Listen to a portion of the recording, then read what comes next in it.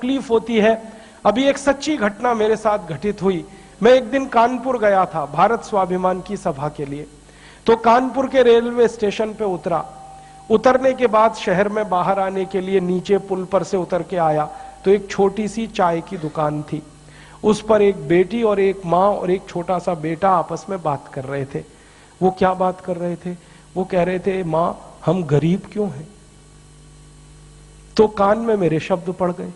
मैंने कहा ये इस तरह का प्रश्न कोई अपनी माँ से पूछे तो मुझे लगा ये कोई साधारण लोग नहीं है, कुछ तो इनमें असाधारणपन है।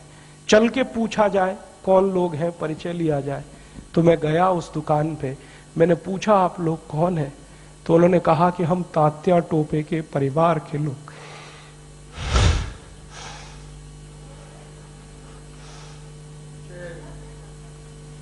हमारे देश में तात्या टोपे के परिवार के लोगों को चाय बेचनी पड़ी और गद्दारों को सिंहासन मिले, ऐसा ये देश हो गया। जिन लोगों ने तात्या टोपे को मरवाया था वो इस देश में मुख्यमंत्री रह चुके, आपको मालूम है? और एक एक राज्य के नहीं, दो दो राज्य के मुख्यमंत्री रह चुके। तात्या टोपे का गुप्त पता जिन गद्दारों ने अंग्रेजों को बताया था, उस खानदान के कई लोग इस देश में मंत्री रह चुके हैं। झांसी की रानी लक्ष्मीबाई को जिन्होंने मरवाया था वो इस देश में मंत्री रह चुके हैं। और तात्या टोपे जिन्होंने जवानी लगा दी देश के लिए, उनके परिवार के लोग चाय बेच रहे। ये देश है और ये अब बर्दाश्त नहीं होता और ये बर्दाश्त होना भी नहीं चाहिए किसी को। क्यों बर्दाश्त होना चाहिए? ऐसा देश तो हमने कल्पना कभी की नहीं थी।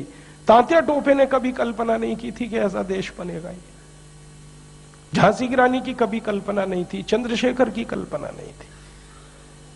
चंद्रशेखर जैसे क्रांतिवीर ने इस देश की क्या कल्पना की होगी। एक कहानी सुनाता हूं कि वो घर से भाग गए थे 13 साल की उम्र में।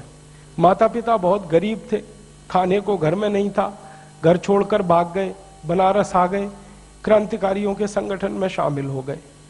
और उसी संगठन ने थोड़े दिन के बाद काकोरी कांड किया था और खजाना लूटा था। तो धन आ गया, थोड़ा सा पैसा आ गया। तो चंद्रशेखर को उनकी माँ और पिता का संदेश आया कि जो पैसा तुम्हारे पास आया है इसमें से कुछ हमें भी दे दो, हमारी गरीबी में काम आएगा। तो चंद्रशेखर अपने माता पिता के पास गए थे और एक ही उत्तर दिया था कि मेरी रिवॉल्वर में 2 गोलियां हैं, पैसे तो दे नहीं सकता, ये दोनों गोलियां दे सकता हूं। ऐसा देश चंद्रशेखर का, ऐसा देश तात्या टोपे का अब लुट रहा है। तो फिर क्या करना चाहिए? तो मुझे लगता है कि अब फिर कोई दूसरी बड़ी लड़ाई की तैयारी करनी चाहिए।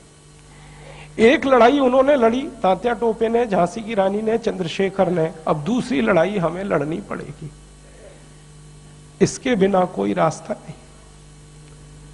और ये दूसरी लड़ाई का ही अभियान है।